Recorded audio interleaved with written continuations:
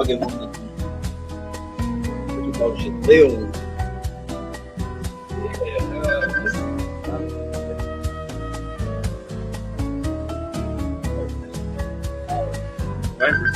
I'm paying her, I got to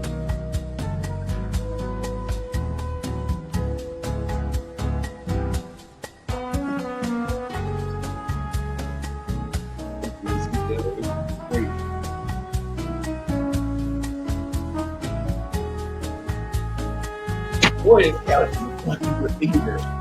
Yeah, let's take a ball. Remember how the place I have our home gecko? Yeah, that small ass couch. I got a couch like this. Way better. Yeah, bro. That was good.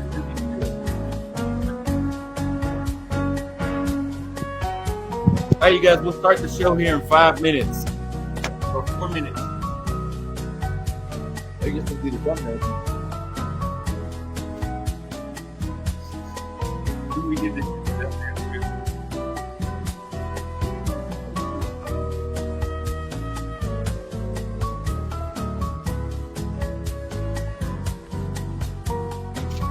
Hey, you can use that later. I don't want to put stuff after.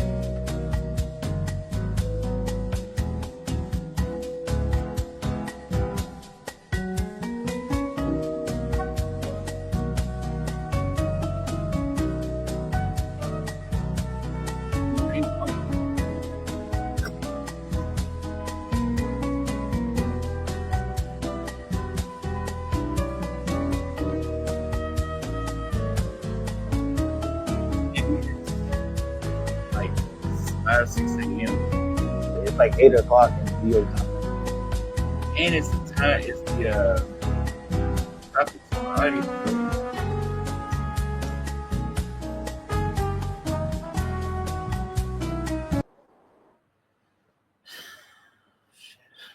Fucking viewers.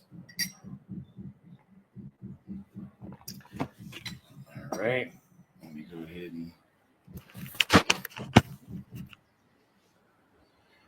All right, you guys. So we will have our own monologue. Thank you guys for tuning in today. And we will discuss this topic of are Kenyan women average? And then we're going to debate, should Africa unify as a continent?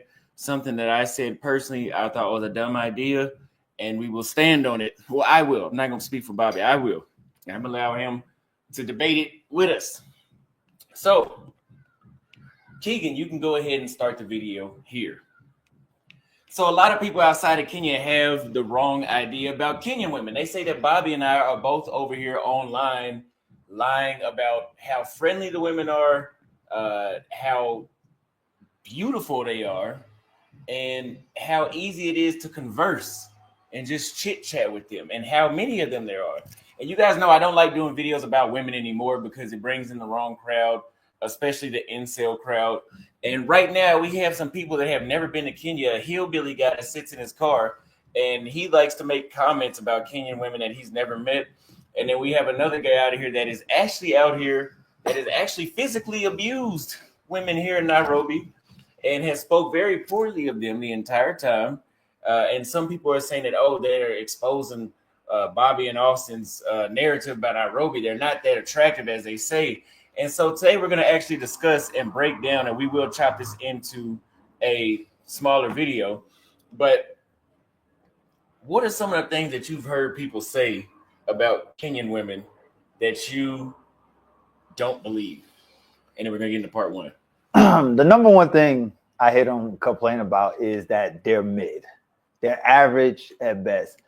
And then, like you said, there's a gentleman who sits in a truck all day. I figure if you sit in a truck, you probably fucking drive it somewhere or anything. Oh, sorry for cursing. I figure you would drive it somewhere or do your actual job instead of talk about me all day. But they usually say they're mid. And my opinion of this, if we took the same women and we lighten their skin by 3 shades, they would be the baddest women in the world. Like Kenya would be the number one spot. The only thing that separates Kenya, and I've never been there, from like Brazil, DR, Thailand, is that they're dark skinned. And you know, a lot of people in our community have self-hatred issues. Like, I don't know if they're traumatized or jaded from dealing with African-American women, but they usually bring that and then they spread that, except for, I don't know what it is about Latin America. Maybe it was the Nelly videos or whatever, Snoop Dogg videos, but Latin America gets a pass. But if you come to Africa, they're too similar. Because we said this before. Like, there's people out here that look like your cousin, your brother, your uncle. So I think that traumatized them. Like, what do you think about it? I'm going to say this. I'm not drinking right now, and I'm trying to stop drinking nearly completely. Not completely, but I would love to because my bank account would love it. But I almost needed a couple vodka shots or a Long Island for this video because I am so over telling you guys. I can't. I have to start accepting to repeat myself. There's some people out there that appreciate it, that don't hate themselves like Bobby said. And I can tell you this based off what you said about the colorism thing. Is basically what he's saying. You guys remember Kesa? Y'all would eat her shit if you could. Literally because she's light-skinned. I'm not saying she's ugly, but I just noticed when I put Kesa up there, and then when I put Christine up there, and then when I put Jane up there, Jane and Christine are either my color or darker. And I know I don't look that dark here on camera because this light makes me look a lot lighter, but I'm not dark, but I'm brown skinned. It felt like there was 10 people in the comments that liked those chicks. I put Kesa, Ella, some of the Ethiopian, the what do they call her, Blotch? I think they call her. She was like Congolese and some other mix that was in the Tanzania and Dar es Salaam. And those chicks were going viral just off of one little video. And I'm not saying they weren't attractive, but if we want to go pound for what black men like weight wise and all that, those chicks really wasn't competing with the darker skin tone chicks. But y'all didn't seem to see that. So we're gonna get into that colorism thing in a minute, even further. But one thing that the first question I have to ask you, Bobby, that a lot of people would like to say is, are Kenyan women westernized? Nah, I don't think they're westernized. I would use the term modernized because they are different than like the Tanzanians and the Ugandans and Rwandans, but they're not to the point where, okay, well, I don't know where that girl was from.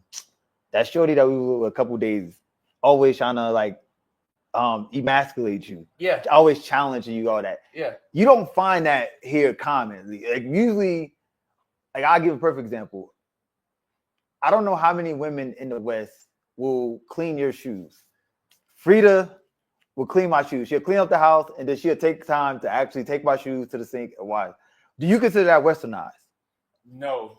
Let me ask you, has a woman ever cleaned your shoes in America?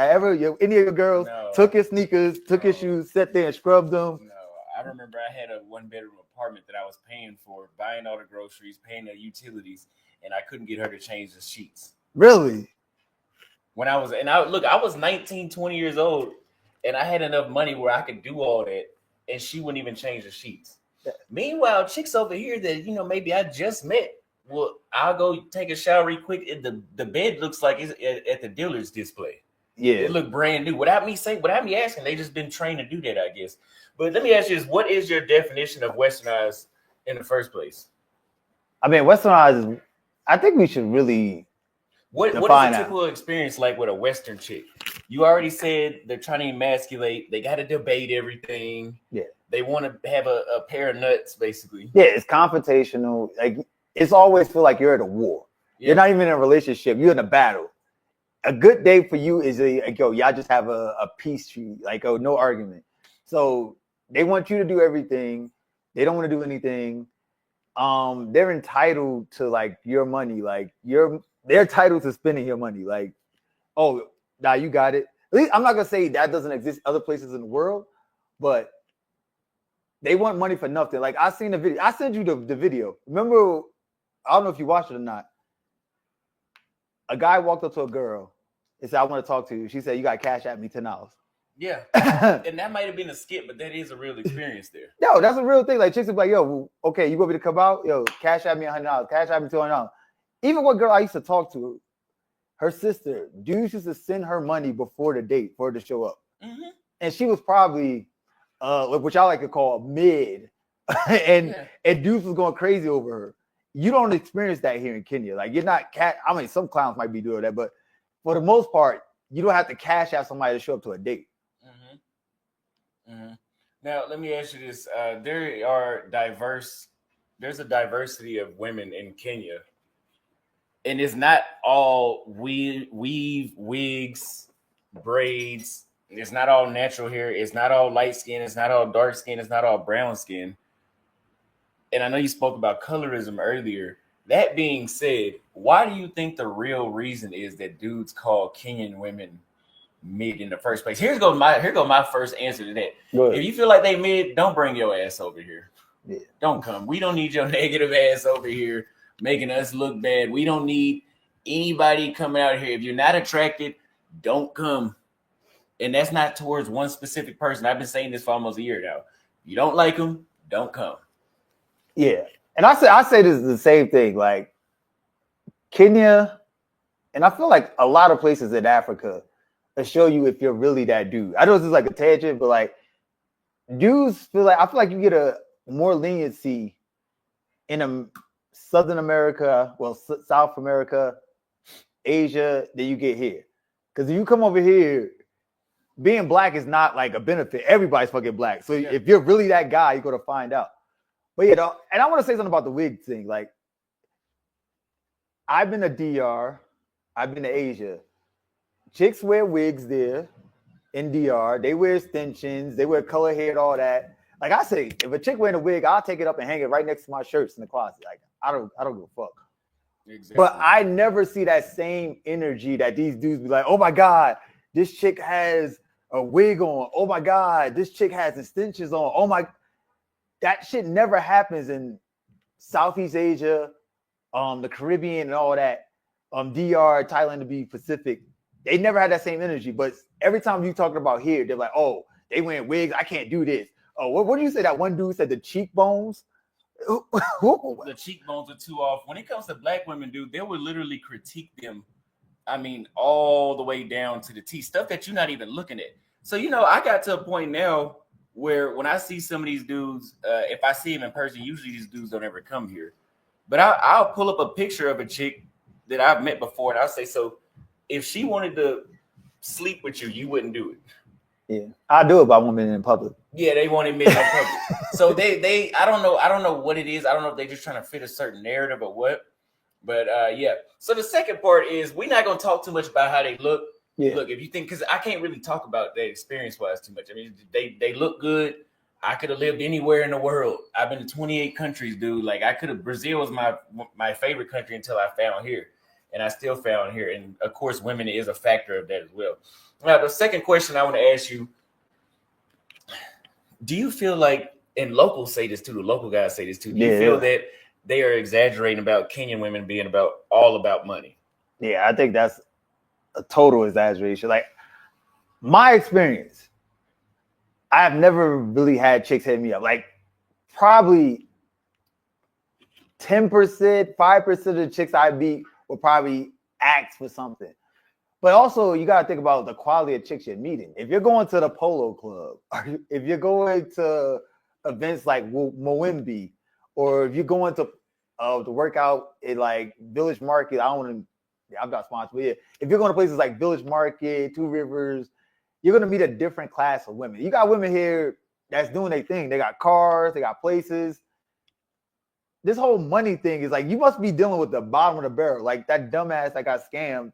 He was like, oh, y'all selling dreams, y'all lying, and then come to find out he was hanging out in Canberra. Like, why would you be in the slums hanging out, dealing with women, and then you like, oh my God, it's all about money? Yeah, exactly. And to add on to what you're saying is Nairobi is a city in the world, Kenya in general, but let's say in Nairobi, because I've been to Mombasa and Nakuru, and the vibe is not the same when it comes to this. There is a very well growing middle class in Nairobi. Like, if you guys are looking to invest, and I'm not talking about buying a damn apartment. I'm talking about putting some money into something that will actually bring jobs to the locals here. And you want people that will work hard, and you want people that are not all in poverty. Yes, there are amounts of poverty here, but it's not as people make it seem, where everybody out here getting bit by mosquitoes every day with malnutrition bellies. Nairobi has a large number of women and people in general, but we focus on women right now. Women that are in the middle class. I know women that have their own cars, better than the car I had back in the States. My gym costs $120 a month to go to, and it's mainly Kenyans that go there. Of course, there's foreigners there too because of the area it's in. But you have to think the amount of people that go to my gym. I'm not sure the exact number, but I don't see the same Kenyans every time I go to the gym. So there's enough people here where it's not a wealth gap of rich and poor.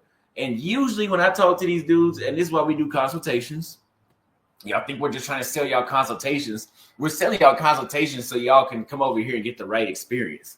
Because some dudes will go over here, they'll skip us. Oh, and that's a problem with black folks. Y'all don't even like to support each other. And I appreciate all the black folks that have supported me. Thank God for y'all. But I do notice that there's a large amount that still be like, oh, Austin's selling consultations. Let me go around him. And then I've had to add dudes to the group chat. Like, hey, he's like, oh, all these women here are prostitutes, whoop the whoop. Y'all need to be real in y'all videos. Where are you hanging out at? The places that they told me, I can tell they went on Google. And those prostitutes went on Google as well. They said, oh, this is where the foreigners like to hang out. So, yes, every chick that you go to there's a restaurant that here nearby in Hollemen we used to go to a lot. There's a lot of chicks up there that are just Instagram baddies that just sit around and live off of dudes all day. I would tell you that on the phone. I would tell you the spots that I hang out at.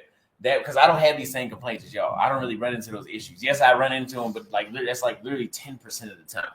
It happens. I'm not gonna say Kenyan women don't want money. There are plenty of women here that are on that bullshit. Yeah, it's about where you're going. Yeah, it's a developing country too. Like Not even that though. United States is a developed country, and you got to send a cash app. Oh yeah, facts. See? So what are we talking about? Yeah, and also you gotta look at it like this. People forget because people think like this is just like huts, dirt roads. Kenya is actually the gateway to East Africa. Every big multinational, every company that usually comes here, they start in Kenya. So there's money slushing around here. So it really depends on where you are going. And people don't like to listen. People like I do it on their own. Yeah, like this one guy. I met a dude from the Netherlands yesterday. He said he married a Kenyan woman. He said his girl, his wife now, was living better than him when he was back in the Netherlands. Yeah. So common sense to tell you, like, we're not lying. Because y'all love to say that we lying. And look, we're not sponsored by the Ministry of Tourism. Y'all can stop saying that dumb shit. Like, we get no money for saying this. We just like it here. Like I said, I've been to 28 countries too. I like it here. Stop saying that conspiracy nonsense. Oh, y'all sit over there to infiltrate. Shut up. Yeah, if we went broke, the Ministry of Tourism is not going to pay us a penny. We don't have a contract with them. What you're seeing is strictly out of our own will. And I was saying this stuff about, we're not going to elaborate on this. Yeah. I was already saying this about Kenya before I even started doing consultations. I mean, I've always done them, but before I've advertised them. So, again, I've dated women in Kenya here that have their own money. I don't need to pay for their Uber. Now, yes, even though they got their own money, most of the time I'm still paying for the dinner date. But, I mean, if you got a problem with that, you probably need to not date because most women in the world is on that. Yeah. But the next point is this. Are Kenyan women just like, and I'm going to say this, I'm going to tell you a story. Are Kenyan women just like Black American men? I'm going to tell you the first thing is hell no. And I remember there was a guy, I hope you're watching this. I met him last September or August, and he was telling me like, yeah, this guy he's a digital nomad. He's showing everybody for the passport bros what it's like dating in each country. And he was like, so what do you think about Kenya? I was like, oh, I love them. They're so nice. We'll soft spoken. They make me feel so good. My confidence, I feel invincible when it comes to that out here. Anyway, he's like, yeah, they're just like Atlanta women. And I'm like, I don't think so. I don't know about that because I've met women, and I'm not trying to shit on Black American women because as you guys know, we have Black American women that are friends like Kia, Tamika. They came to my house parties on multiple occasions. I don't hate them. I just tell my experience, man. Yeah, shout out to them. Yeah, shout out to them. But also, and I'm not directing this towards them, but when we meet Black American women that are on the younger side, that are out here in Kenya, that are maybe 30, 25 years old, we in Kenya, you can't even talk to them. You can't talk to them. I met I ain't gonna say her name. I think you met her before. When we was at I was about to say I was gonna bring that shit up. Like, go ahead. She didn't. So Black American women play the little sex game where they tease you and make you feel like you about to get it. You might not even be asking for it. They'll come at you flirting, and this ain't Black American women. It's American women in general. Actually, they'll be flirting with you. Austin, I like your shoes. You dress so nice. You're such a nice guy. And then she start kissing you, start rubbing, start grabbing your tallywhacker, and then retreats. We've had American chicks do that exact same shit here. And then we're like, oh, well, do you know who your competition? Your competition is either they like me or they don't here. So that alone differentiates them completely different. Now, Black American chicks are money hungry, not all of them. For me, it wasn't so much as the money. I was aware of it, but they would just bullshit me a lot. But no, they're not. The women here are very soft-spoken, sweet, in shape. Waist be about as wide as a pencil, and their ass be about as wide as this table in front of us right here. Yeah. So, and I would say, let me say something, because you brought up that point, like, it's not even as far as like the dating wise. We have Black American women come here, African American women come here, and even when we tried to have a conversation with them, it was just like toxic. Like, you remember that one time at the racetrack? He was like, "Oh, so you came to Kenya? Yeah, I came to Kenya." It's like, so you travel a lot? Why would you ask that? Yeah, he's like, I'm just asking. You're another American chick in Kenya. I'm just asking, like, what the hell? Most people don't come to Africa, so it was like it's just like that aggressiveness. And then we had some. I'm not gonna even say days. Like people come in here and this is one thing I can notice about the difference between Kenyans and African American women. I don't feel like Kenyan women feel like they're in competition with African American women, but African American women feel like they're in competition with Kenyan women. And we had a whole thing with some shorty just came out here. She was trying to like get play. She got ignored, and then she felt some type of way, and she did this whole smear campaign against us and shit like that. Yeah. And I'm like, for what? Like, why would you do that? If you would played it cool, somebody would eventually talk to you. But she's like, nah, it's the guy's fault. Like women are gonna be women anyway. That they never take accountability for the most part. Like it's a true statement. Hey, it is what it is. Come attack me. Women don't like taking accountability, but I never got lashed out like that. Like that woman from the States here with Kenya. Because here in Kenya, women are they're super feminine. Well, let me not say feminine. They are soft. You can't say soft. They are not, bro. All these words that people don't like now. Yeah. So they are. What's the word I'm looking for? What's another word for friendly? I mean, just say it because they gonna. Yeah, they're gonna come here. Yeah, they're I'll say like they're friendly, and they build your confidence. Like okay, I've dated in the States. And the experience between dating here versus dating there, because like, yo, when you meet a Kenyan woman, she's like, oh, damn, you look so good, baby. I'm so happy to be with you. Your haircut looks nice. Like, they compliment you all the time. And in the States, they rarely do that. Rarely, bro, rarely. So, and again, we don't hate Black American women. I've had 1, 2, 3, 4, 5, 6, 7, 8, 9, and since January, I've had 9 Black American chicks visit my house parties on more than 2 or 3 occasions, actually, per person. So I've taken photos with them. We don't hate them, but we're just saying. So yeah. I don't think it's fair to compare the two. I don't think it's fair to say that they're just like each other because they're not. Their accents are not the same. Their body type is not the same. What y'all say? Their cheekbones ain't the same. The amount of income they make is not the same.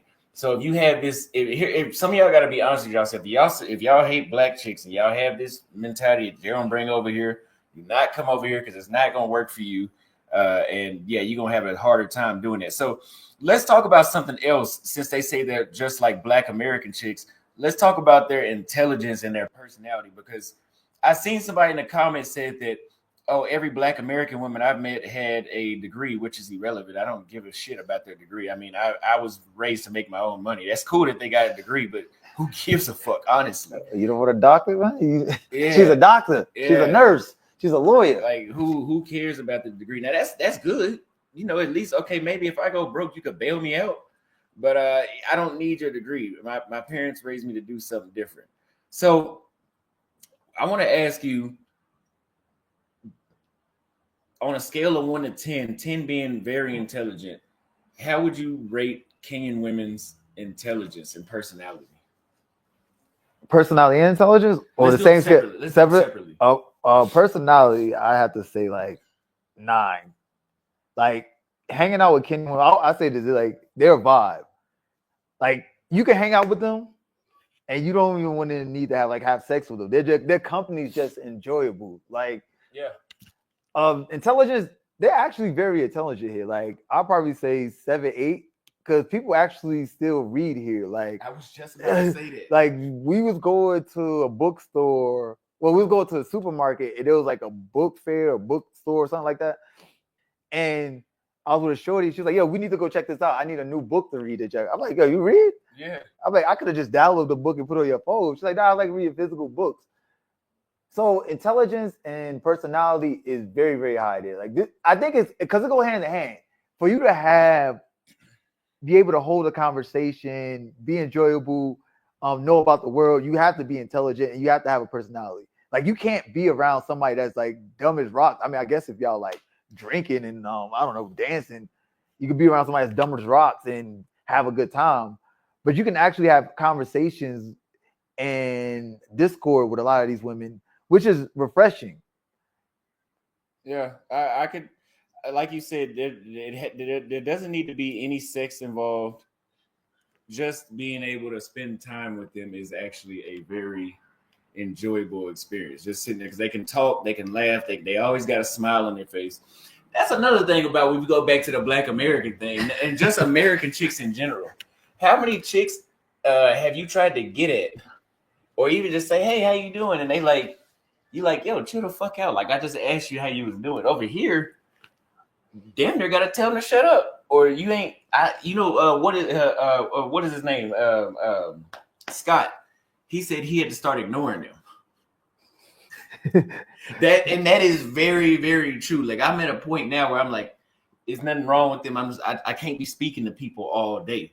So for me, intelligence, I would rate them both a 9, intelligence and personality. I'm gonna rate them a 9 because they ain't perfect, and there's some dumb ones here.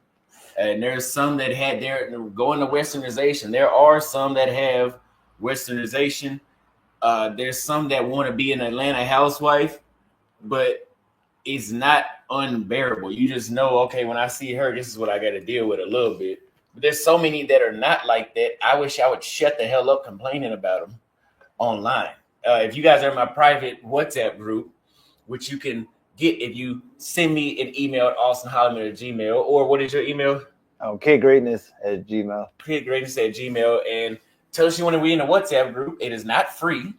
There are 2 WhatsApp groups. There's the personal one only for men, and then there's another one that is an investment only chat. Investment, wealth building, business, all those type of conversations going in the second one. And just FYI disclaimer, we do not in the men's only chat, we do not share photos, naked photos, or humiliating information. Let's say that. Now, I like that word, humiliating. Now,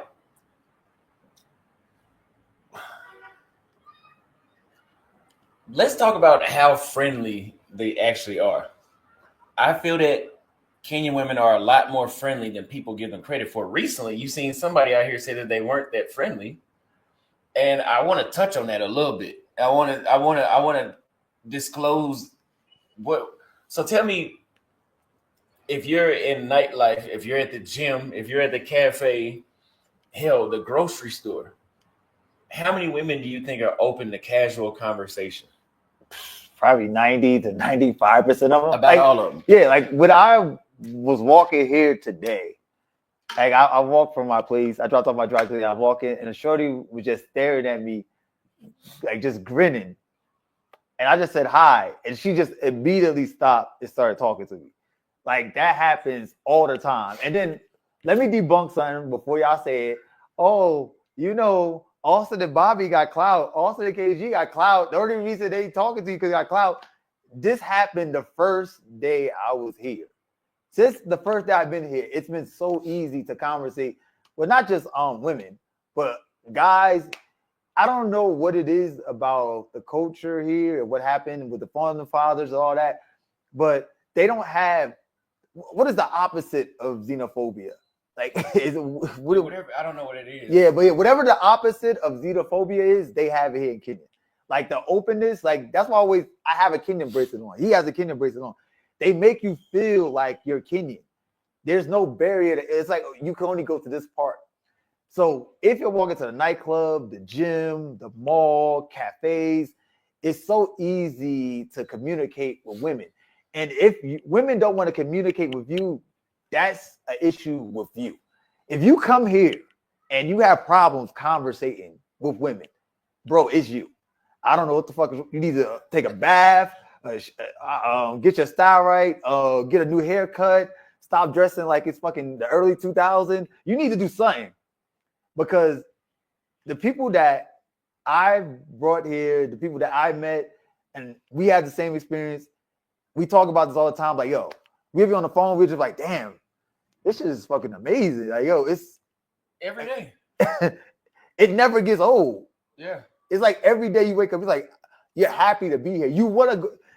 It's to the point where you have to make yourself stay inside because that energy is so infectious. You always want to be outside talking to people. Yeah. I'm glad I got this new couch. This new couch is bigger than the old one, obviously. And because of that, I can sit on this new couch and it helps me stay inside and not spend all my money. And so that's one thing he's talking about is, you are missing out on something. You have to consciously tell yourself you're not missing out being here in Nairobi. And it, like you said, it never gets old. That being said, we're going to wrap up this portion of the live. We still have two more topics we're going to touch on. And I'm going to tell you guys, the stereotypes do not match the reality. African booty scratchers with HIV is real, but with HIV, mosquitoes, and malnutrition bellies, and wig and weaves are real as well. I don't know why y'all got a problem with it. Yes, we all prefer natural hair. But some of y'all niggas just need something to complain about. So Kenyan women are diverse, and there's not only Kenyan women in Nairobi. For you guys that hate dark skin, you got plenty of Somalian, Eritrean, Ethiopian, even British out here. I met a chick from Venezuela at my gym this morning. So you got all that out here. Some are traditional. We can touch on that on another video. Yeah. And they want respect and a real connection, not just money most of the time. If you ain't got nothing to talk about, trust me, you're going to be paying. Yeah, or if you just goofy. Yeah. If you goofy, like Nairobi, and let's just talk about Nairobi. I'm going to talk about all Kenya. It's going to become the next big melting pot of the world. You got the London, you got the Bangkok, you got New York City, you got Tokyo. So you're gonna find everything here, from the surrounding countries to like Thai, Chinese. So you can't put it in one box and say, okay, all these women are unattractive. Oh, this place is terrible. Oh, the infrastructure is bad. It's developing. Don't worry. Come here and see for yourself. Don't listen to dumbasses on the internet that never been anywhere, bro. Because like, bro, these dudes never been anywhere. Like, how you sitting in the States complaining about a country you've never been to? It sounds retarded. Yeah. That's why I always say, come and do your own research. Come to the country, and then you will say, yeah, we weren't lying. Because everybody always comes to like, yo, you was not lying. I like what he just said. How you gonna be sitting in the States complaining about a country you never been to? So if you guys like this video, make sure you click right here to watch the next video where we listen to a guy that knows everything about Kenya, and he's never been on the continent of Africa. All right, Keegan, I'm talking to my editor now. Keegan, you can cut the video here. That's the end of the first video. Now we're going to go to the second video. And I'm going to let you know when to start, Keegan, on the second video. He going to hate me. You have to watch all this entire live stream. I'm going to read the first super chat. And Athman Suleiman says, Austin and KG haven't lied as far as I know. Thank you for the 40 South African reals. Thank you very much. Yes, I would never lie to you. I'm your only friend. You said reals? You mean rand? Rand. I'm sorry. I'm thinking about Brazil, which is reals instead. Big Black Luo. We're going to do a call in with you. We're going to call in with you for 5 minutes, and then we're going to start our reaction. So, Keegan, you can start this call in as his own video as well. So let's see. What's going on? What's up? Yeah, what's up? You can hear me? I mean, your microphone or something. Let me see. Maybe it says, hold on. No, yeah, you're on mute. Okay, I unmuted it. Can you hear me now? It's the only thing about the screen thing.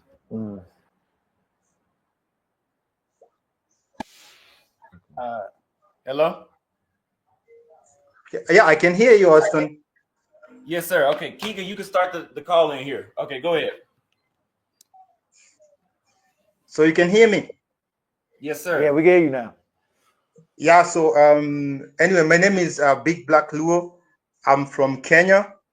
A place called Migori, which is a village, like a countryside. You know, we have countrysides over here in Nairobi, in Kenya. I guess you guys are in Nairobi, and I've been watching you guys for a while. And recently I saw the video about that guy talking about all Kenyan women are ugly. And it was messed up because I would say like everybody has a different taste for women. You know, there are people who like they consider the shape. There are people who consider the look, the face. And I heard him say that Kenyan women don't wear makeup. They don't dress well, and I was like, most Kenyan women don't like wearing makeup, especially where I'm from, my village. No, women don't wear makeup, and women don't wear trousers for the most part because it's like it's seen as promiscuous and all that. So if he comes to the village, I wonder what he will say, because us Africans, we like that natural kind of a woman. We like a woman who doesn't wear makeup, a woman who doesn't dress provocatively, and especially us guys, when we are getting married, as village guys, when you're getting married, we get married to the village girls, because we don't like the modern girls who have like fake nails, fake hair, fake everything. We just like natural women who have all natural features, no fake nails. We prefer the hair short, like mine. That's even better for us. And also, we prefer them to be traditional, like not into the kind of reality TV kind of stuff and all that. We like them traditional, and yeah. So it depends with somebody's taste. Like if you like women who are, I would say you call them thick. If you like women who are thick, then that's you. Everybody has a different taste, but it wasn't okay for him to say that all Kenyan women are not good looking. Because like for me, whenever I come to Nairobi, like all women are in my opinion, all women in Nairobi are beautiful, because there are so many beautiful women in Nairobi. But if you come to my village, it's a whole different thing altogether. Yeah. Okay, well, we appreciate you calling in and clarifying that with us, man, from a local's point of view. Yeah. We'll clip this and we'll make you your own YouTube clip out of this as well. But we're gonna get on to our reaction. Thank you. Yeah. Okay. Thank you. Man. Thank you. Thank you. Nice meeting you. Okay, so you can end it now for the clip now, Keegan. Now, start here for our reaction video. So, let's see. Let me add this. You gonna get this goofball clout? Let's get this nigga to 10K. This nigga, he been trying to get to 10K since 2022. Damn. I don't know. You look hot. That's the crazy part. So let's go here. Okay, so you guys know that there are people that have never been to Kenya right now that have the best critique. There's like a what do you call the people that go to try new food and they have to? What do you mean, food review type shit? Food critique. Critique. A critic, basically a critic, a food critic. And a critic is basically somebody that sits around and talk about shit that they haven't done. So we're going to go over here and we're going to review. Make sure you guys go subscribe to this guy's channel. He's been struggling to get to 10K for a while. Yeah, he needs it. Thank you you're welcome for the content, bro. Because this is going to be a next 8 videos. There's been a lot of chaos going on between so-called LBAs and Kenyans. All behind the J. Rillo incident that took place less than 2 weeks ago. Now, this is what I want to ask my American blacks. How come when something happens to one of our own, we throw them under the bus, right? But then I'm noticing, right or wrong, the Kenyans are riding hard for theirs.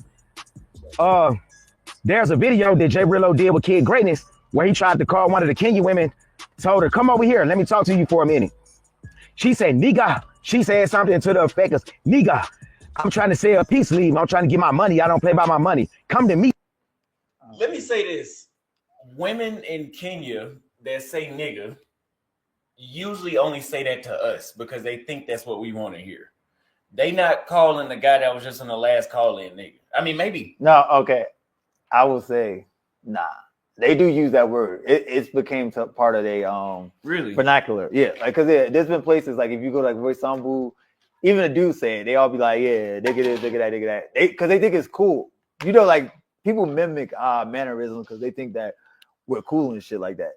Okay. So, good. Or I mean, you got alley cats that say it too. And Yeah. if you guys don't know what alley cats, that's a step below a hood rat. So if you talking about a woman that is selling sex, don't be surprised to hear that. Yeah, and let me clarify that because this dumbass didn't even know what was going on in the scenario. The reason why she called him that because he was Rilla was like probably like 20, 25 feet away from her, like, yeah, you gonna stand like he was just like, she was like, what the hell's going on? And then he was like, yo, you better stop walking. He said something dumb. I forgot what he said. It sounded crazy. I was like, bro, why would you say that? If you want to go talk to a lady, any guy in their right mind, they want to go talk to a woman. They're trying to get their attention. If they're far away, you're going to walk to her and go talk to her. You're not going to be saying, yelling random shit halfway across the fucking football field trying to get her attention. Yeah. But yeah, I just want to add that since I was there, I know it happened. I'm not in the States sweating in a fucking Corvette and shit with no women always talking about dudes. But let you finish your statement. No, I agree. You're absolutely right. So let's go ahead and finish real quick. Nigga, or something like that. I'll let y'all hear it again. No, I'm just see. Nigga, I'm leaving. You see what I'm saying? I don't like men taking girls little. Some of them are just. So she just said, I don't like men that think girls are little because they're selling themselves. I make good money, is what she said. Whether if she's a prostitute or not, she just told you, basically, he said something to her that was belittling her. So that's the other half of the story that you're not getting. Yeah, because I was actually there. Like his approaches were just like terrible. Like it's like he never talked to women before his life. And he would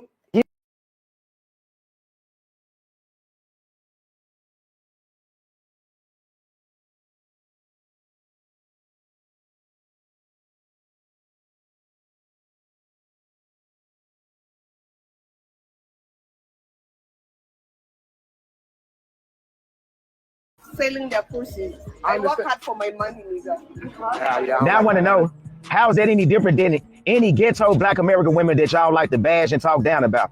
Don't get me wrong, I don't agree with ratchet black American women behavior either. But I thought guys would get a passport to go overseas to, fly thousands of miles away to get away from that nonsense. But I'm seeing a lot of guys could they not condemning her behavior. She all in the video acting westernized. Ain't that what y'all complain about? Feminism going to these other countries and poisoning the women's mind. If you go to any video that's talking about Kenyan women, you read the comments, you would swear up and down there was a lot of American women in that comment section, but they not. They're Kenyan women using American women talking points, the ones that y'all love to hate. I've seen Kenyan women say, guys, come over here looking for us a missing woman, but want 50-50. Well, I don't do 50-50. Nigga, you want 50-50? Go to Uganda or stay in America, nigga. I'm like, what the hell? Why she keep saying nigga so much? So this is no different than that Kenyan chick we had over here that said that black Americans were dumb. And then we were like, how do you know that? Because of TikTok. Yeah. That's literally the same fucking logic. So we're going to base the entire country's, how those people are based off of TikTok. All Russians are like, all Americans are like Donald Trump. Facts. All Russians are like Vladimir Putin. All American women are just like Sexy Red. That's how we going to do it. Based off of nothing. You ain't never really even been to the country. That's not. Yeah, that's what I'm saying. Like, why? I'm going to say this. Why do we listen to people that haven't been anywhere? Like, what? That's like me saying, okay, I'm going to go. I got a headache. What? Oh, you need to charge? Okay. I got a headache. I'm going to go find some random dude off the street, no medical degree, probably never went to college, and ask him, what should I take for my headache? This is the same thing. You listen to idiots like this. Like, and the only look, what? I just want to say this real quick. Yeah. when has he said anything positive about any country? Every country apparently sucks. Every country is like America because when you get your information from TikTok and YouTube only, every country apparently sucks. And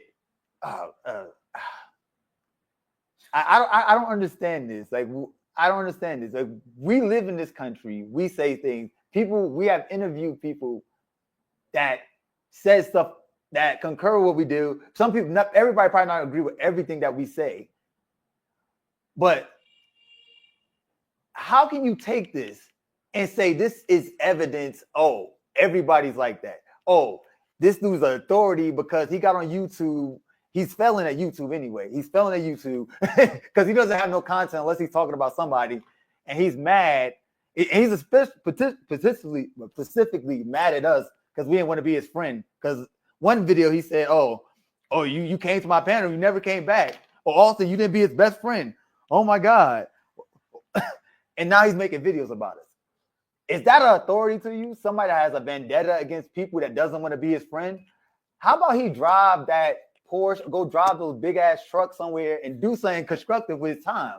Like, I don't know why you would be talking about us. Yeah. Are you enjoying your life?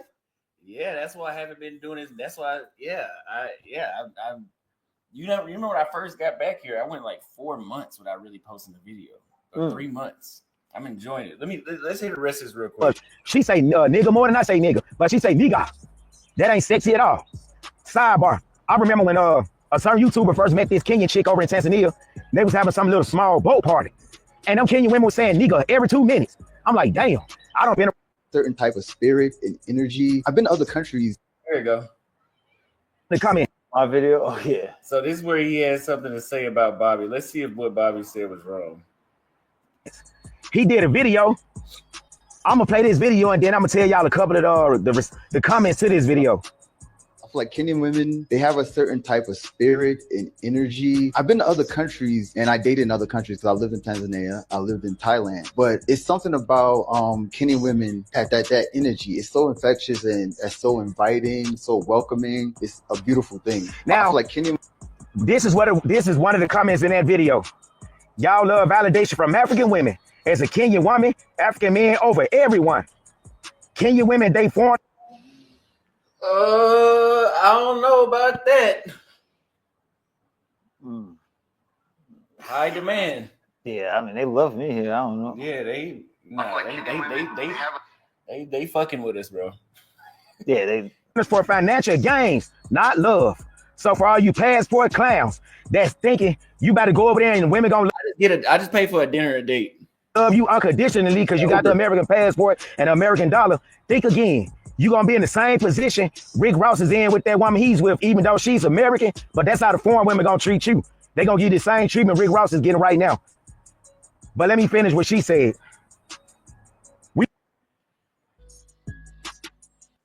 And this is why you know he's a moron.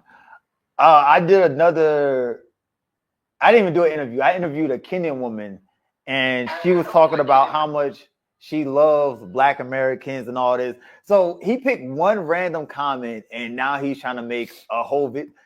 This is how when you got hacks trying to be good at stuff and they have no talent and they have no charisma. They send in a hot ass car for no reason. I don't know. You got a DJI and this video looks horrible. When you have somebody trying to do something they're not good at, they got to reach and pull for drama and all other stuff. There's so many good comments in that video. Y'all can go watch the whole video and look at the comment section. There's videos of like women saying they love African Americans. They like our style. They like all this about us. He's picking one comment and trying to do like a whole dissertation on this shit. Now, I have a great experience here. You have a great experience here. You've been here for a year, right? Yeah. I've been here for a year. Do you want to leave?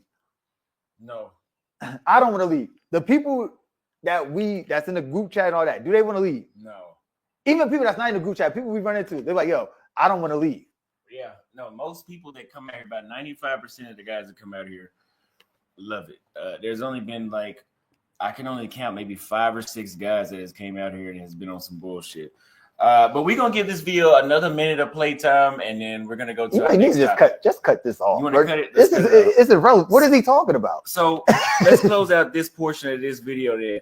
So if you guys are interested in coming to Kenya and you actually enjoy the stuff that we talk about and you want to experience it for yourself, you can always click the link in the first pinned comment in the description, and you can book a consultation. That says book a consultation here.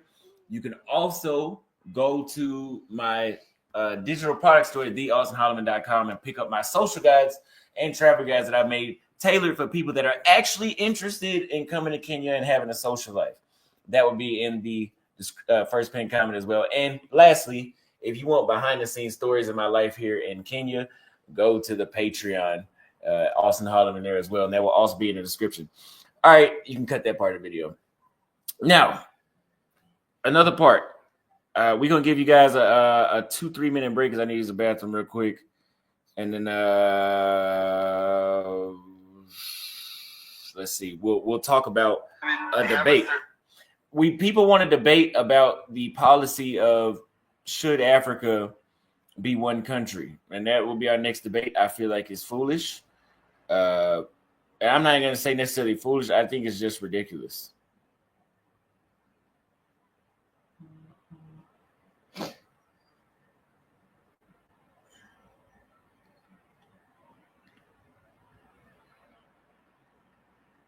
So let's give it 2 minutes to use the bathroom. I'm trying to mirror this window. Wait 1 second. Shit.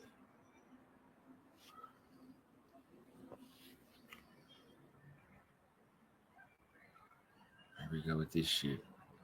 What, cut off? Yeah. Guys, get the likes up. I'm going to turn on some music real quick. Take a bathroom break. I'll check the chat. Oh, whatever. Whatever. Pause. You can do it. Whatever.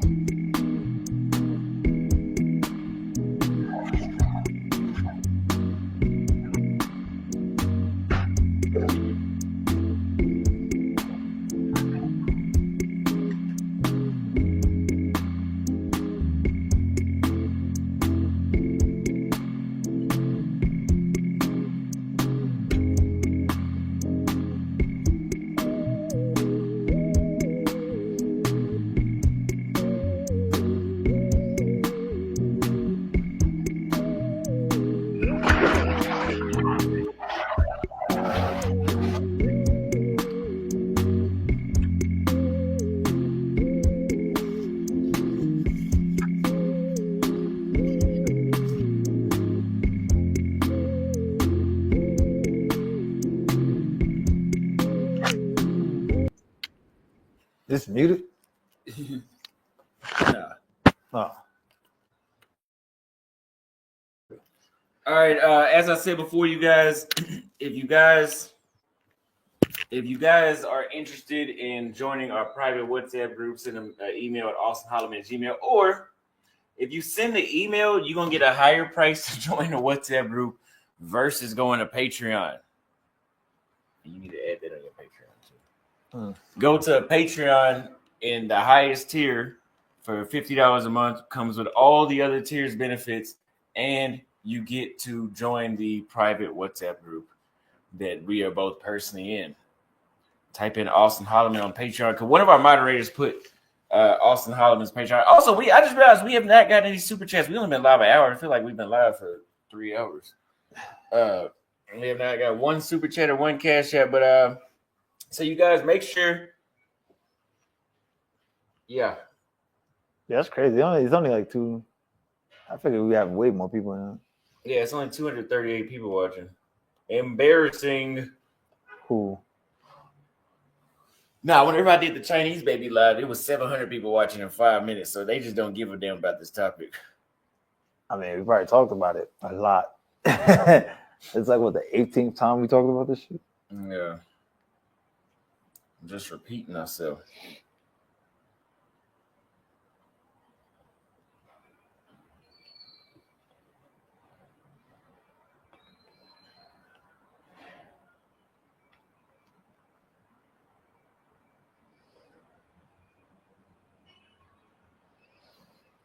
Okay. So the next topic. Let me stand mirror.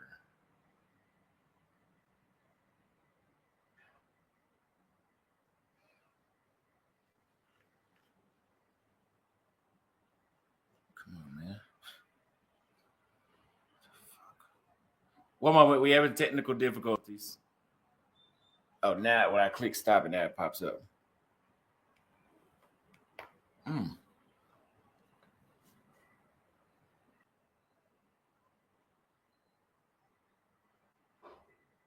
Okay.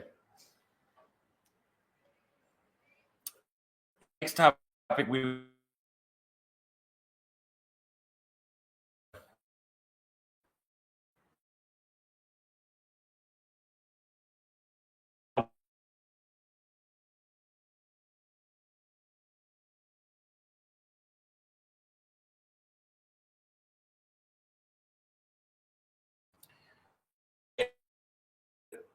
will never be a unite, nor do I think it is a great idea. And today we're going to break. If you guys want to call in, call to the show chat. Now I'm going to start by asking. What? It was loading. Overloading. It wasn't even fucking internet. Put a one in to see us and hear us.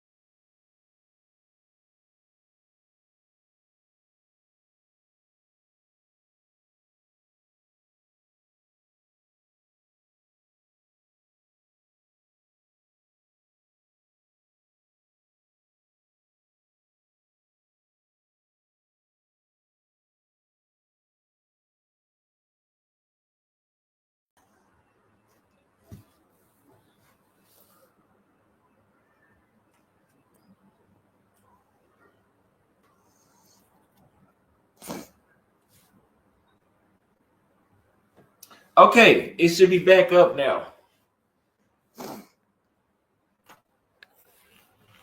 Yeah, my phone's on the Wi-Fi. It says the speed test. It looks all right.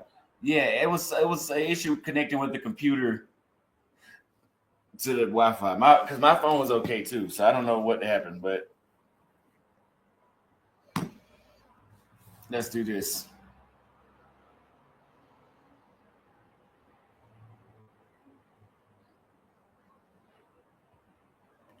So let's reconnect this thing really quick, and then we'll start our debate.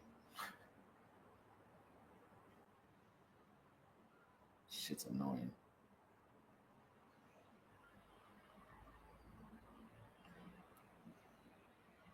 You guys know I haven't smoked a cigar in 2 weeks. I would love a cigar.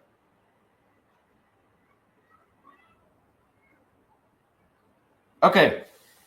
So I personally think that Africa should not unite as one country until they solve many problems that they have.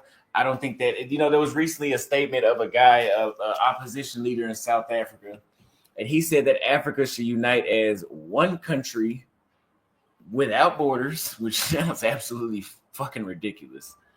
No borders, one currency, one government, and what was it something else? I don't think you got something in here. It was yeah, we got it. It's in your forehead now. And it was something else, but we're gonna break it down today. I don't think it should happen. What do you think? I mean, I can see the benefits of if Africa unified. But if history usually repeats itself. If you look at the European Union, I'm gonna just say it like this: I don't think it's gonna happen, but I can see why people will want it. Let me ask you, what are the benefits? Okay, so the benefits will be is like, okay, they're trying to compare it to like the United States or the European Union.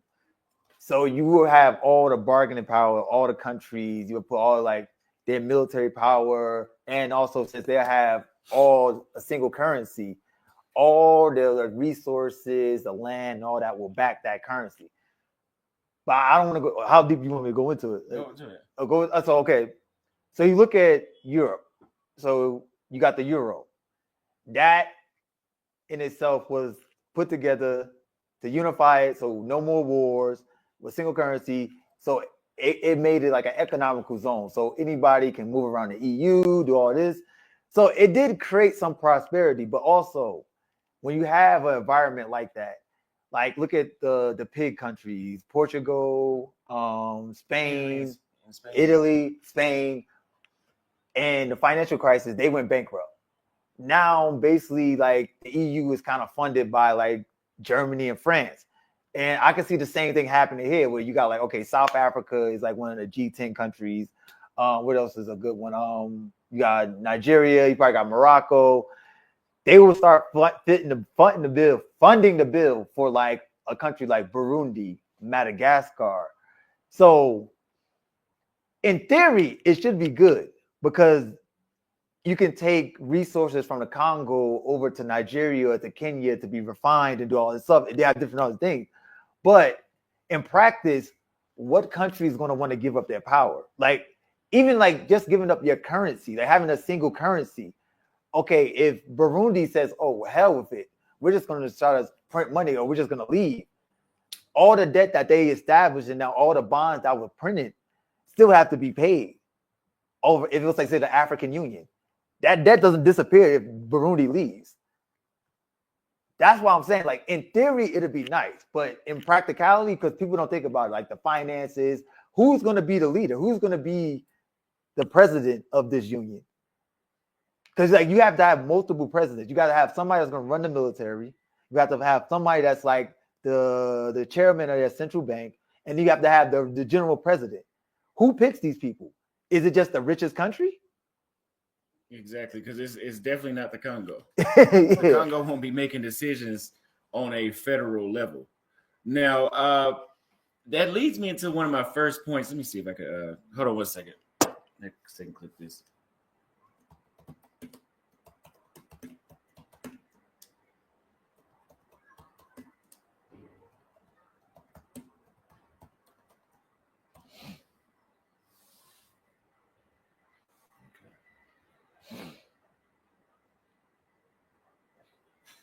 You change the title? Mm-hmm. It ain't gonna do it here, but I'm doing it. You can check. So I want to piggyback off what Bobby was just saying about who's gonna be making the decisions, etc. And that's the first issue I had whenever I saw this proposal. And this is not the first time. I know Gaddafi was talking about it. I know they've been talking about it for a while. There's a reason it hasn't happened. I know Gaddafi was talking about it. Did it do it? Yeah, it changed. So dictators will not step down. I'm not going to say any names because maybe I want to revisit some of those countries. But even places like Togo, has been the longest president, from my understanding, in Africa's history. Or that he was the first president to go. Never mind. People like the leaders of Togo, and there's even some leaders that they have in East Africa that have the same power as a dictator. I remember somebody was debating with me in my comments this morning on YouTube, and they said, well, what do you mean we have dictators in Africa, which y'all do? What do y'all mean we have dictators in Africa? Trump is a dictator. Trump is not a fucking dictator. He wants to be a dictator. That's why you always see the Supreme Court striking him down, because he's pushing it. He's trying to see how far he can go. Now, in the African countries, some of these countries don't even have elections. Donald Trump had to get elected. So there's definitely dictators in Africa.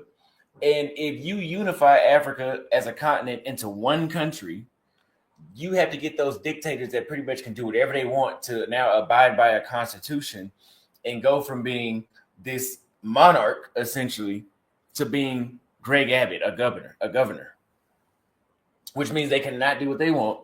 They cannot take money the way how they used to, which I honestly think this would be the main pushback to stopping there being a United States of Africa, is people saying like, oh, I'm not going to give up my power. Yeah. Because they say, oh, well, it'd be better for the people in their country. Obviously, they don't give a shit about them. That's why they're rich. There's a super wealth gap in some countries because they don't care about that part. Yeah, and I could say I could play devil's advocate, because people could say this like, would it work? Would the people accept it? And I'm gonna take it from perspective like a lot of these countries didn't exist before. Like people came here and they drew these borders. Mm-hmm. So I don't think it's gonna be the pushback from the people, because like Kenya is like what? How many different tribes? Like 30? I think it's in the 40s. I think it's 40 tribes. When Europeans came here and colonized this, they just put groups of people together. So the people will be for it, because there will be some type of accountability now, or it should be some type of accountability, because that's how. Because I heard Africans talk about like, yeah, we should unify. It'll bring prosperity to the land, and in theory, it should. But like you said, that power, like who is really going to control it, and who's going to stop somebody from just going off on a deep end and doing something random? Because like, if it unifies, Africa is going to have like one of the strongest economies. That'd be like one of the strongest economies. Does the U.S. want that? Does the EU want that? Does China want that? So the powers that may be are always going to be interfering with it. And the only way they will let it be is okay, here's a puppet. Yo, you run this, you run this, you run this. Now we got control over Africa. Then now it's over. The U.S. is going to have control over it. Or some like what? The Illuminati or New World Order, whatever you want to call it, is going to have control over it. That's the only way it's going to work. Because like the Congo, for instance, all the resources, all that there, is Congolese people benefiting from that? No. Now, do all the companies and business interests want to give up all that money? No. Absolutely not. So even if they tried to do it, somebody's going to come try to shut it down, whether it be China, the EU, America, somebody's going to come shut it down. I think that's the main opposition. I think Africans want it, but I don't think it's even going to be allowed to even happen. I think it increases the vulnerability of a new version of colonialization, or an easier version. And so somebody left a comment here, Red Flags left a red flag comment, and he says the United States fought wars to become a unified nation. Now, let's go over this again.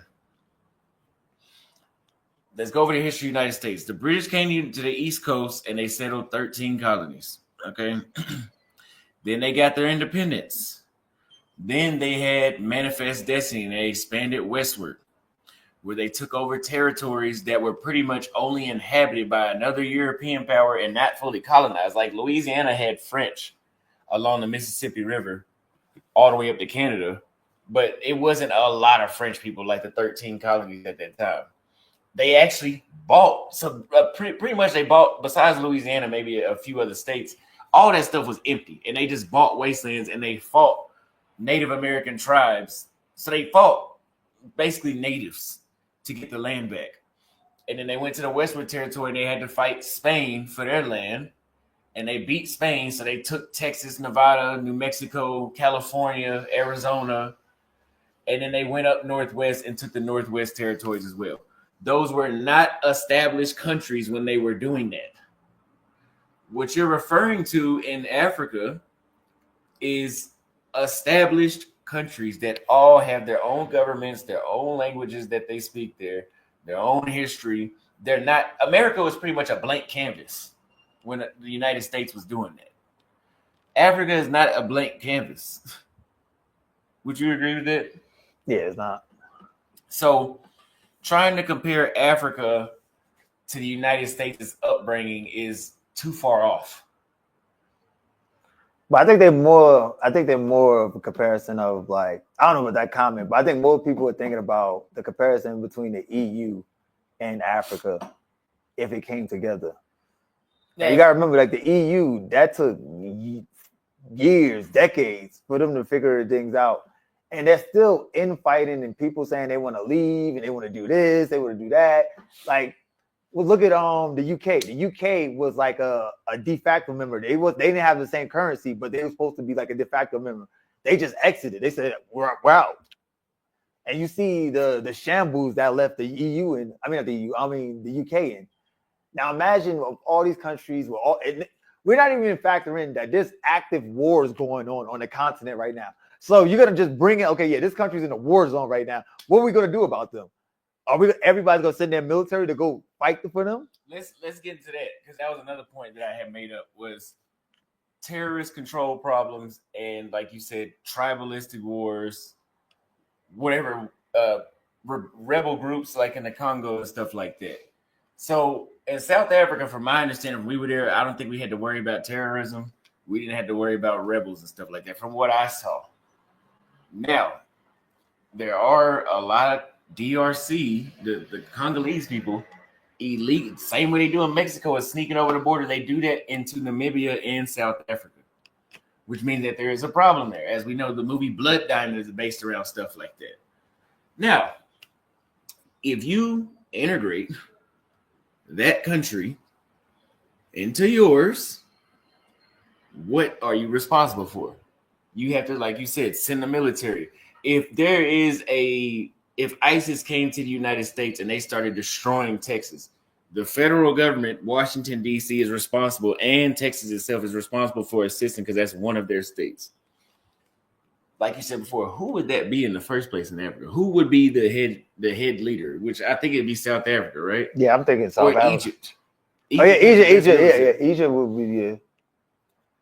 Can somebody put in the comments, is there anybody, any mercenary groups or any foreign intervention from Egypt in the Congo right now? I don't think I've ever heard of them. I've heard of like Rwanda and Uganda and even Kenya being there, but yeah, and it'd probably be like impossible to police, because like look how big the continent is, and then like look at the EU. EU has open borders. Once you enter the EU, you can go anywhere. Mm-hmm. So imagine like, okay, yeah, you would have so much chaos going on, because first of all, you would have to stomp, like we said, the whole terrorist organization. But if somebody spring up another one, or somebody wants to do some random junk, they can just go out into the Sahara somewhere, build up for a couple of years, and then just march through every border, because there's no checks and balances. Like, I don't even know the practicality of it. Honestly, I think it would be cool if it could work. I just don't see how it could work and be safe and be without some puppet government like the China, America, or something that's coming in here, policing it and helping it. Do you think this will work? If America came and said, all right, we're going to try to come and police it. Do you even think America could get a control over the whole continent? I think it'd be almost impossible. No, because what you're fighting it's just like the stuff that's going on here is just like Vietnam. Like there's an enemy that's not the actual military, so they're blending in. The same reason why didn't shit come out of Afghanistan or Syria or Iraq. Well, not necessarily Iraq, but somewhat of it. Because you're fighting an insurgency. So you could just get a rifle and join the crew if you wanted to, because it's an ideology. You can never beat an ideology. That's like trying to get rid of Islam. Like you can't do it because you can't see it. Mm. So, for example, Brazil has soldiers in Mozambique to put down the insurgency that they have in the northern part of Mozambique. They ain't gonna be there forever. That shit ain't never going nowhere. The same reason Somalia has been the way it is, because you can't. The United States has been in Somalia for decades, and they will, if they're still there, they're going to keep fighting for decades. Because who do you define who is who? Yeah. So they need to get to the root of why that is first, and then solve those individually as a country, and then talk about that. Because if Africa unifies as a country tonight, do you have plans on flying to Mogadishu? I mean, does anybody have plans to fly in to Chad, Libya? Yeah, Libya. I mean, do any of y'all want to go over there right now? So, I don't know. Now, again, what military is going to be responsible for that? And I don't think it's any military, because if they could have put it down, they would have put it down by now. Yeah. Even the military, which country is going to have control of the central bank? Like, you know how much corruption is like rampant in Africa. Now you're going to give one country, or you give like one committee. Let's say like it's a committee of countries that's like, because like Germany's kind of like almost like the default. Like they basically control like the ECB for the most part. So like, are you going to give like the printing press to like Burundi? You can't go give it to Burundi. Say give it to Egypt. Why won't they just run the printing press to like fund whatever they're trying to do? Dumb shit they trying to do. Well, I ain't even curse. Whatever dumb things they trying to do. Cut that out. Yeah, it's too many factors. Like it's way too many factors, and you can see even with the EU, with developed countries, they're running into issues. They're having financial crisis. Countries are bankrupt, default bankrupt, and being funded by other countries. And then you have a bunch of developing countries that you're all going to put together with a couple like G10 countries that fits in there, and they're going to foot the bill. It's like a pipe dream. Now, would you want to see that? If it could work, would you want to see that? If it could work, of course, because it would be a lot easier to travel. The middle class throughout Africa would grow a lot easier, and it would be more prosperous as a whole. But it's not realistic, bro. It's not really, and it needs to start by unifying regions. Like there's an East African community. I forgot what they call the one in West Africa. There's one in Southern Africa. They need to unify those first and master that. And then you can put it. It's like building a puzzle. Like you have to add. It's not as. My main thing was that borderless comment. That shit sounded ridiculous to me. Borderless, as in one, there's no borders. Now I don't know if you mean that exactly. Like, okay, there's just a bunch of cities in this African-shaped continent country. But the European Union still has individual countries. They're just in a union. Yeah, and also you gotta remember they got the military power of NATO. Like they basically there would need to be some sort of military alliance too. Yeah, so yeah.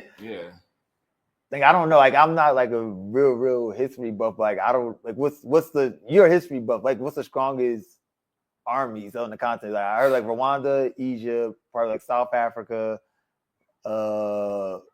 Who else? Like what?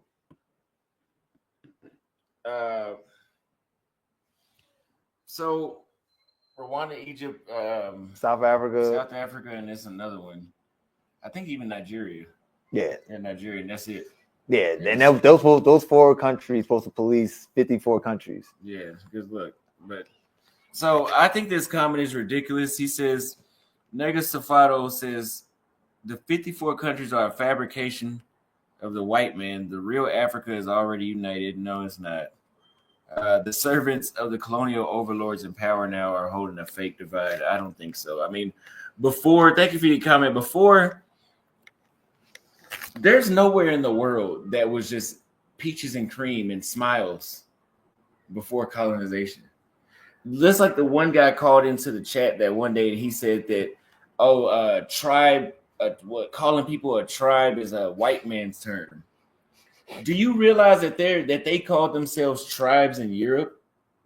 Like the Huns were considered a tribe of people. The Germanic tribes, there were tribes in Italy before it became Rome. Like that's not a white man's term. That's just how people identify. Like that's just groups of, like you said, groups of people, and then you have clans underneath that. But I mean, it's just dumb. Anyway, the next one is how are Arabs and do you guys believe that the Arab North Africa will? Do you think the Arab? Do you think that the Arab states in Africa would voluntarily integrate with Christian sub-Saharan Africans? Oh, you asking me? Yeah. Damn, yeah, that's a. They would have done that if they wanted to. Yeah, that's a whole deal. Egypt is not helping the Congo, from my understanding. Yeah, that's a whole other can of worms. Like it's not gonna. Isn't South Sudan a break off of the Arab part of Sudan? Yeah. So you have to take those type of things into consideration as well. Yeah, the North and the South. Yeah. Yeah, it's a lot. I don't understand. Like, I don't understand how it will honestly work because the religious difference, economical differences, who's gonna get the reign of power. Like, I don't understand how it would work. Like, it would be nice though. It will be a beautiful thing because like you would basically create the greatest economical zone in the world because all the resources are here. And then if you have the resources and they can process the resources, it'll be beautiful. Like I personally, I would love to see it. But honestly, I just don't know how it will work. So Nigga Sofo says that it is a white man. Tribes are a white man's thing. There was no Hutsi and Tutsi before Belgians came. So let's ask ChatGPT what tribes were in modern day Rwanda before let me not even say Belgians, before the Europeans arrived. Since these were just people with no identity. They didn't identify. You know what? But they probably didn't even have a language, according to you. So it says the Hutu and the Tutsi, the Twa, which was a 1%. I mean, if you know any other tribes that were there, I mean, Hutu and Tutsi is not a Belgian word, or it's not a French word. It sounds like it's from Africa. It's dumb. Like people who had names, like they had culture before the Europeans come in. They might have like had. Come on. It's a well documented fact. Like, okay, look at Kenya.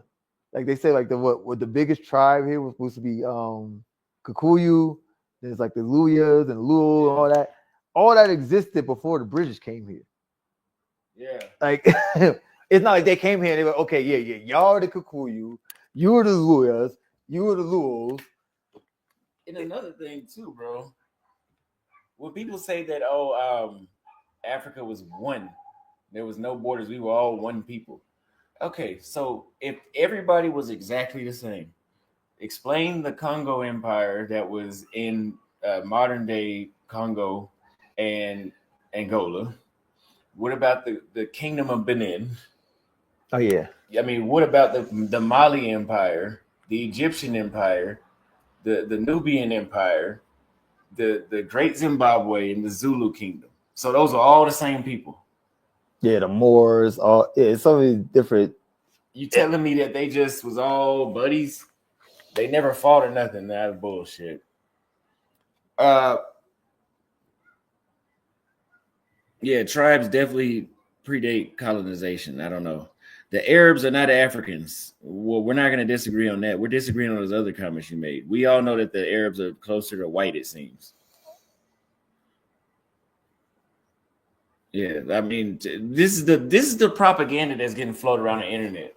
That I guess the British made up the Messiah tribe because they didn't have no tribes. That was something that the white man put here. Really? Yeah, whenever you get a group of people together, they're always going to have their own identity and their own name. Like, come on. Yeah, like that's not. I don't even why. Yeah, like bro, like look at it back in the States. Every has their own name. Like yeah. All right, what's going on? We got True 37. What's going on? What's going on, Austin? What's good, KG? What's going on? I hope Jay Rella not looking for you. Good luck with that. All right, so I kind of missed out on most of what y'all said. I just obviously came in, but I did hear a few points that y'all made, and I do agree with a few of them because for most of the African history, they weren't really known to be more than 5 empires at a time. And when Kwame Nkrumah and the rest of them gathered and were debating whether they should just unite, come out free as one block, or to do it in different stages, which resulted the idea of the 5 different regions. And that is very similar to what was there before. Just like you mentioned, like the Malian Empire. There were smaller, kingdoms, all through the continent, but there were always a few major ones.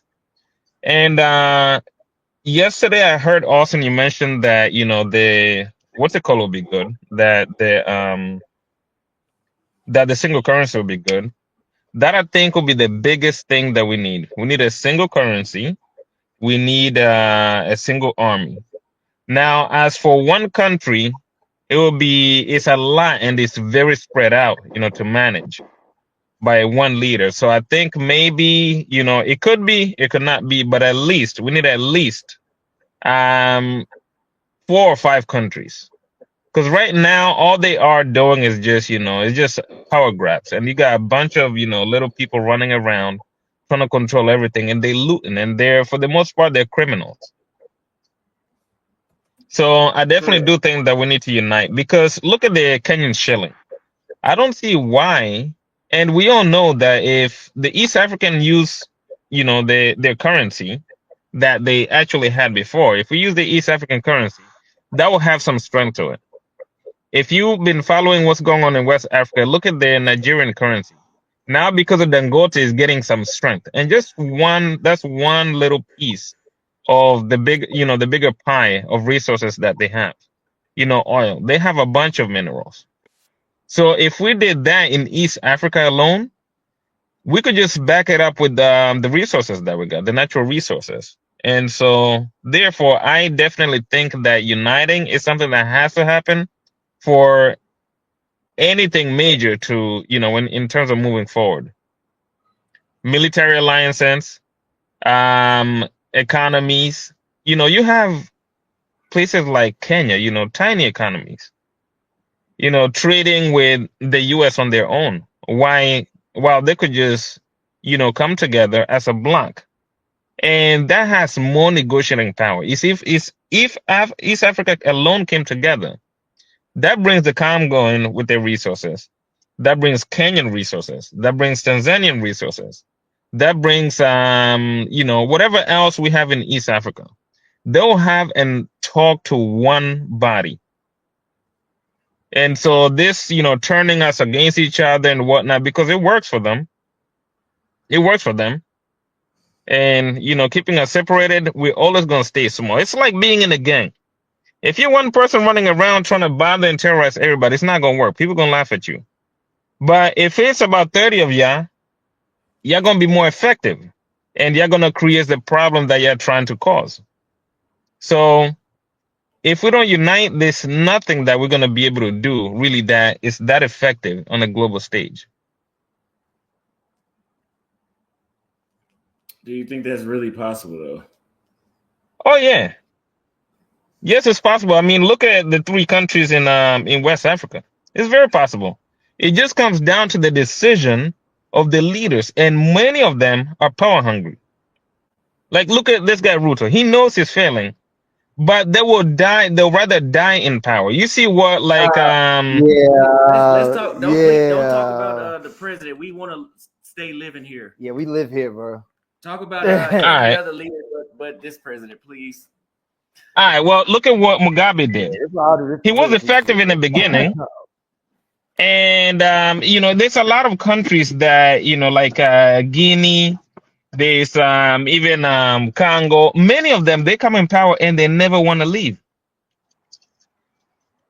I was emailing. Correct. He said, I think East Africa alone could unite and do well. I would agree. He can't say the same for North, South, and West. The North has way too many problems. Like going from like Morocco to Algeria, Tunisia.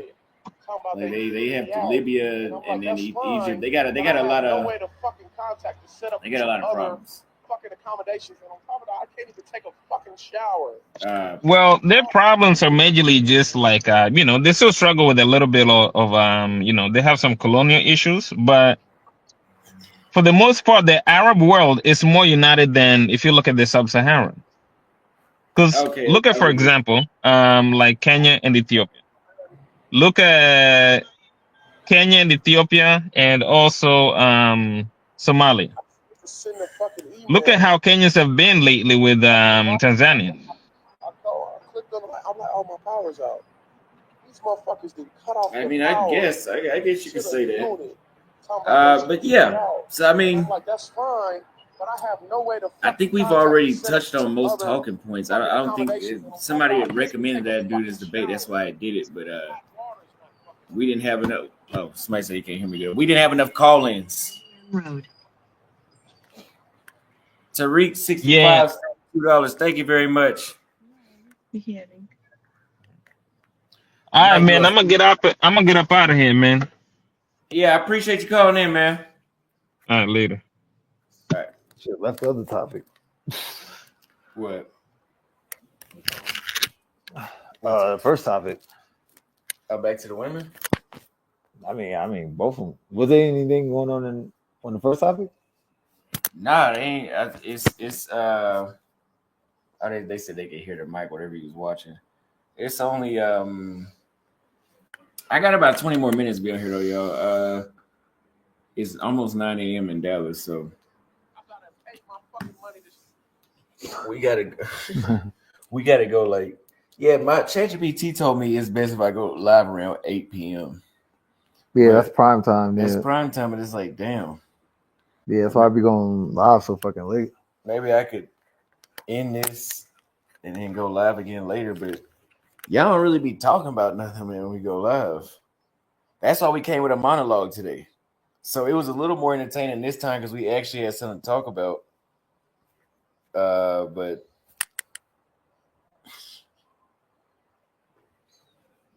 I don't know.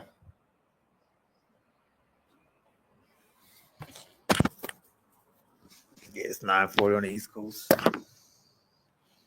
Yeah, y'all, we might as well. So people say that y'all can hear it. Yeah, that's people sending me stuff. People send me everything.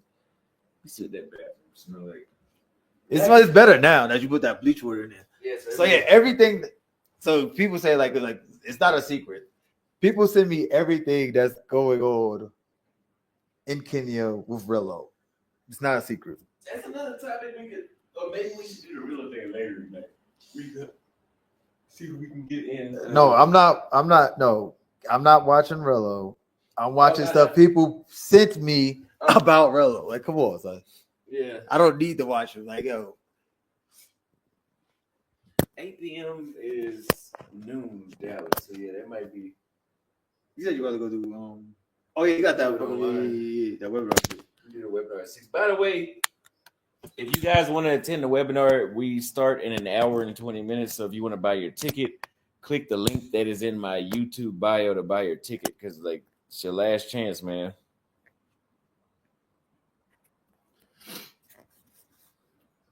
This is why I'm scratching my butt. I'm not. No, your underwear roll up on your leg. But yeah. Yeah, you might as well do that shit remotely. Yeah, no, I don't feel like going over there. So yeah. I guess we'll just end this live. What's the price? The price of the ticket is $200. Let me pull up a video. Wherever I think that tea earlier gave me gas or some shit, man. I'm over here dying right now. Trying to be polite. I think I'm about to go live. Let me see. I gotta post another TikTok.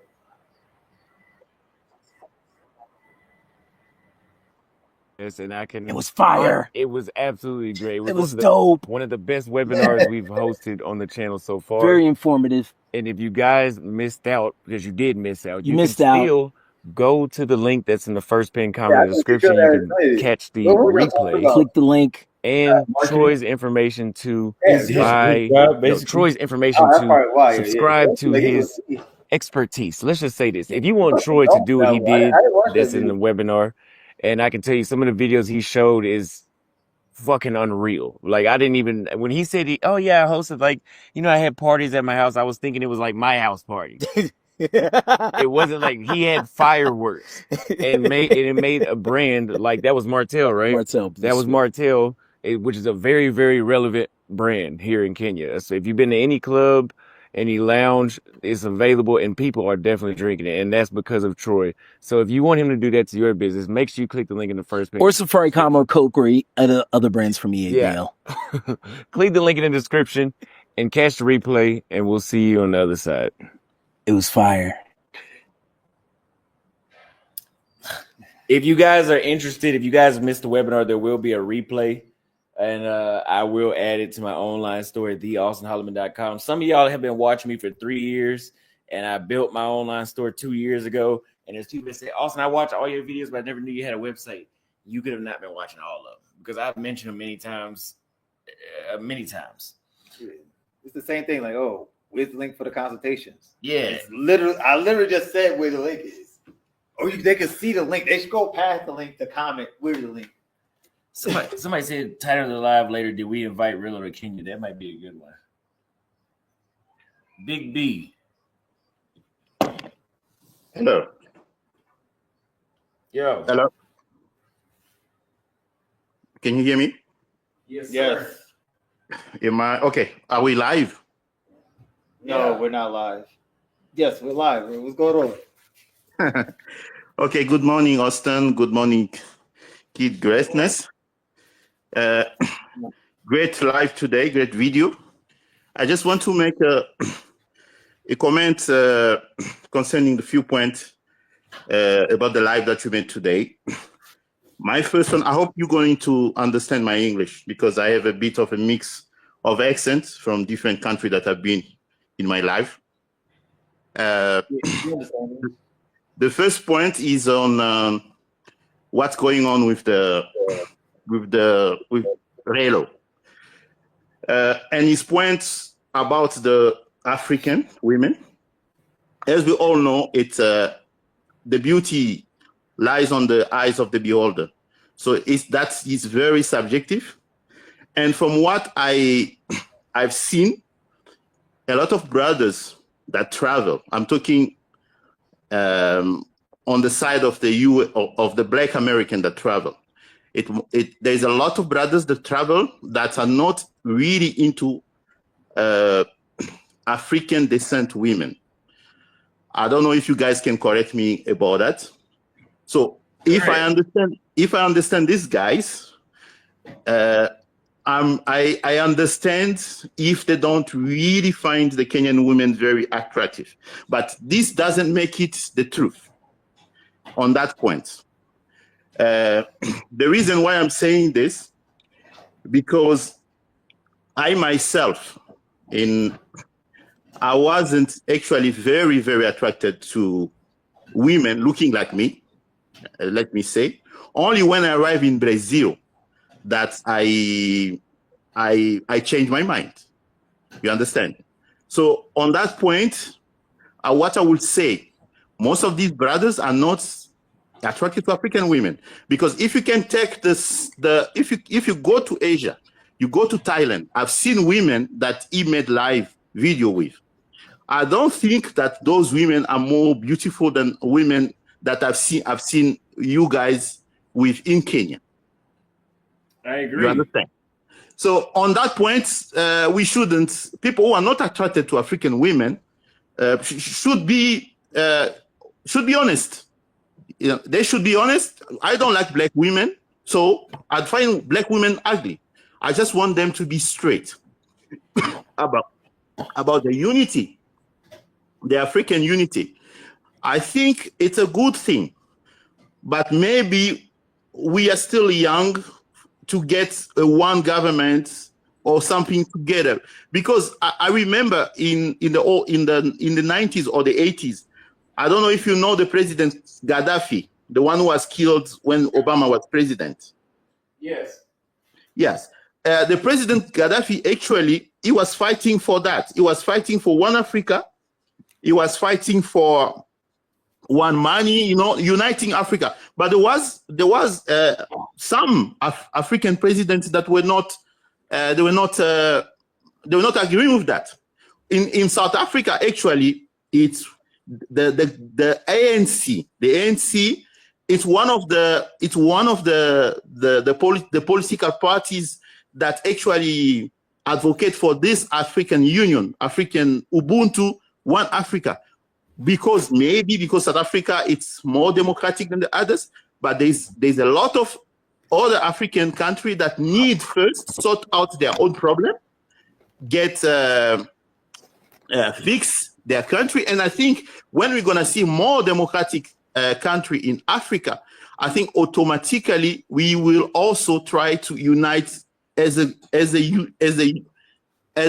whole Africa. So I think with time, this will happen, and this will be good. And I would also like to see the member of the diaspora, like yourself, coming back to the motherland, reconnecting to the people there. I think it's very beautiful to see. Like to be honest with you, I haven't been in Africa for a very long time. I think the last time I was in Africa was when I was a child. You understand? Now I'm over 40. But I haven't been in the continent. But it's very good to see, like people like you going to Africa, showing us what is positive. Because I remember one time, Kid Greatness was in one of the panel. There was one woman who's actually against African, who was claiming that you guys don't show the poverty in Kenya. What I would like to say, the poverty in Kenya or the poverty in Africa, we see it all the time on the news. This is why we have this image that everything doesn't work. I think I understand where you are, you know, trying to show the positive, trying to show what is good so that it inspires a lot of us. Mm-hmm. I don't know if you guys get me. Yeah, I understand what you're saying. Absolutely. Okay, so in that point, I understand why you show a lot of positive, because in Europe, we also have problem. Like, I don't know if you've been in Frankfurt, in Germany. You know, it's one city that I like in Germany. Frankfurt, if you see it on TV, you're always going to see the skyscraper, what is beautiful in the city. But people who've been there, if you know the central station, the main central station in Frankfurt, if you go out, it's terrible.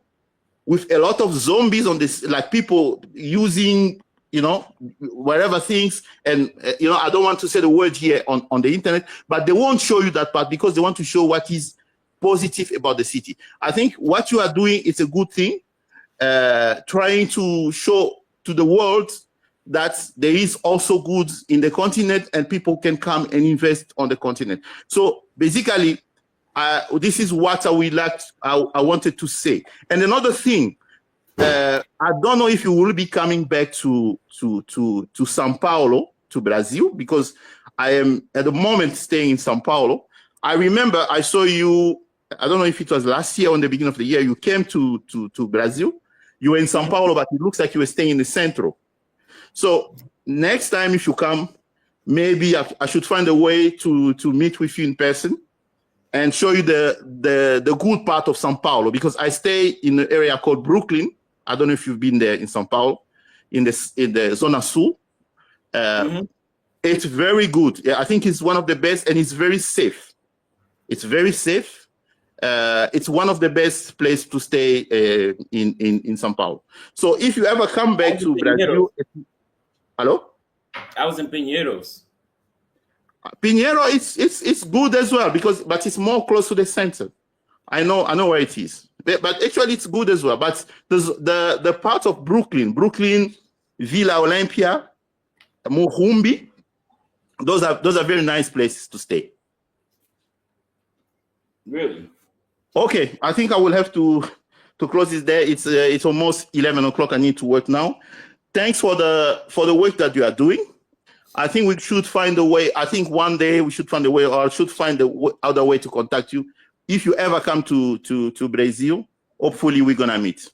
Thanks. Absolutely. I'll be back soon. Thanks, Austin. Thank you. Okay, ciao. Ciao.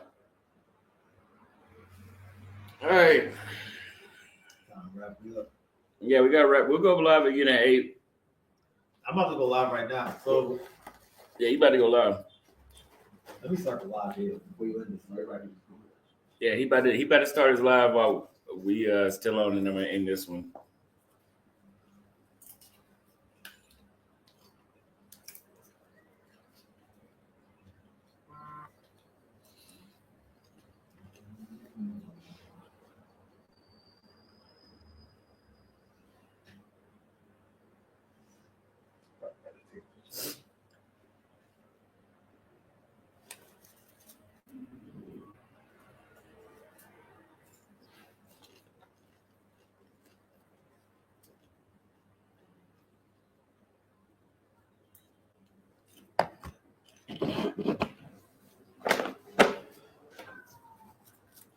I'm something to eat. It's a good spot to eat. Besides the gecko, check, and all that shit. Easy? Yeah, I can actually walk with it too. Fuck no. Fuck, I'll go to Easy then. Oh, yeah, they got. Oh, I know what I can do. Yeah, I'm gonna go to that plaza. That's a good idea. Let me start the shit.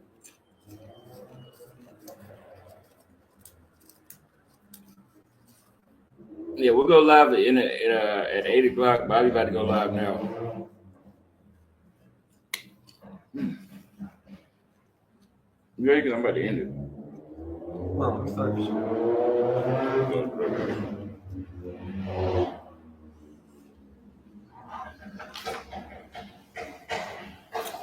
Yeah, I'm about to go on the streets. I'm about to go IRL.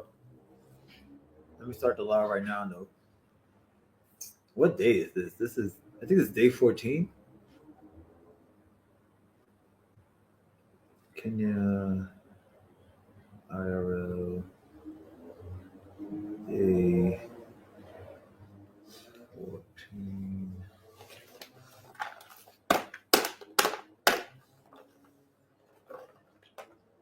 Fuck, I think I need to let me buy some data right quick. My data's done. You should start at 6, right? A webinar.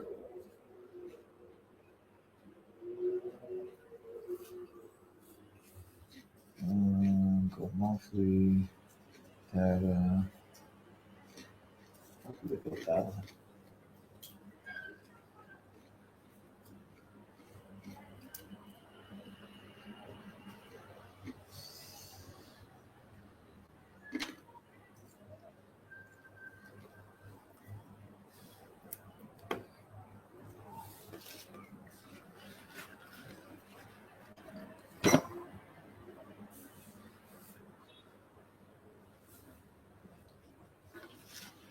Finish.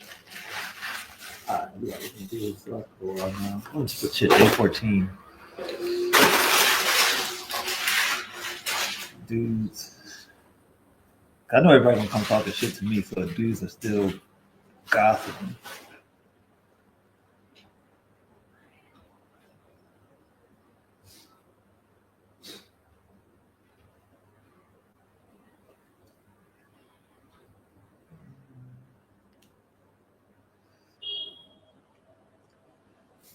You gonna private this one, right? Yeah, we don't members only.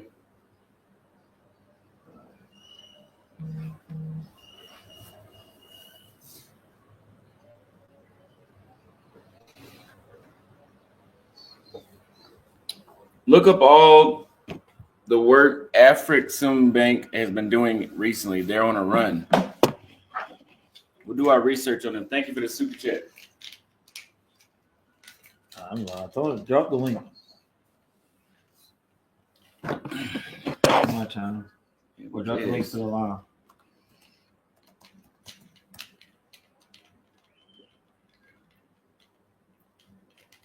Yeah, everybody pull up. I'm about to hit the streets.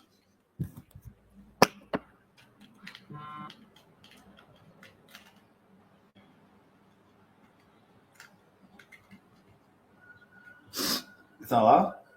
No, I was looking at. I haven't seen that one yet. Bro, that video should at least be like fucking 25K. Yo. I was just thinking that. Like if I'm gonna show you the statistics later. Like, bro, the statistics are immaculate, and that shit's going nowhere.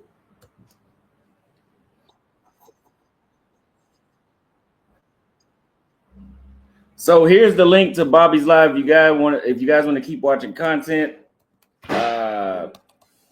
Going outside.